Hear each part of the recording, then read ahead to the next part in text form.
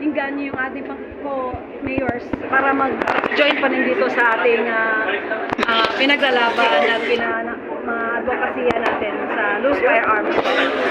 Yes, tuloy-tuloy naman yung kampanya ng ating gobyerno tungkol sa mga loose firearms. So, kaya nga nandito yung mga iba't ibang mayors na nagpapakita ng suporta sa programa ng ating gobyerno.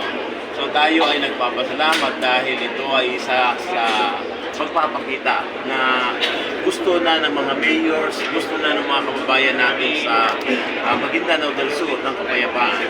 Kaya nandito. So napakaganda tingnan na sama-sama yung mga different leaders from iba't ibang munisipyo. Nandito si Congressman, nandito si Mayor ng Ampatuan, Dato Rasul.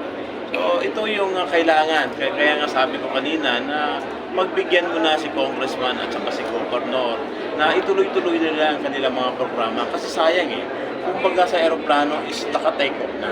Hayaan muna natin na ipakita yung kanilang pagmamalasakit dito sa ating minamahal na probinsya.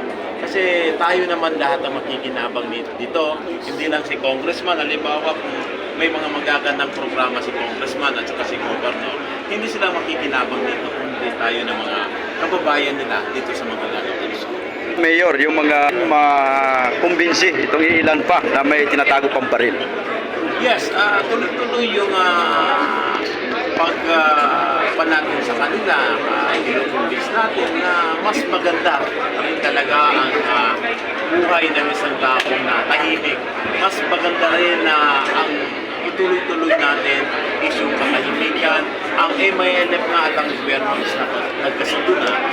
So, supportahan na natin ito. Balagay ko, like yung sabi ni Congressman, less than 100 na lang yung mga natitira pa na ayaw ng kapayapaan. So sana magtuloy-tuloy ito at ikukonvince natin pa sila. Kasi kung makita nila na gumaganda ang ating probinsya, sino ba naman ang tao na ayaw ng kapayapaan? Mas maganda siguro na like yung ngayon na magkapit na lang kaysa nandyan ka sa mga liblib na area na wala kang kasama. Mas maganda na mabigyan natin ng magandang kinabukasan ng ating mga anak. Kaya kanina nga pinag-usapan namin ni Congressman na yung mga programa niya noon about education is dapat, sabi ko, yan yung pag-usapan natin, paano natin ituloy-tuloy yun.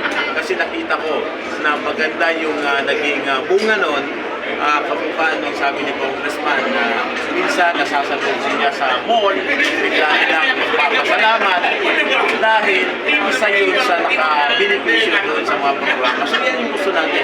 Lahat naman tayo is may kanya-kanya tayong expertise. So tulong-tulong, hindi kaya nang isa ito.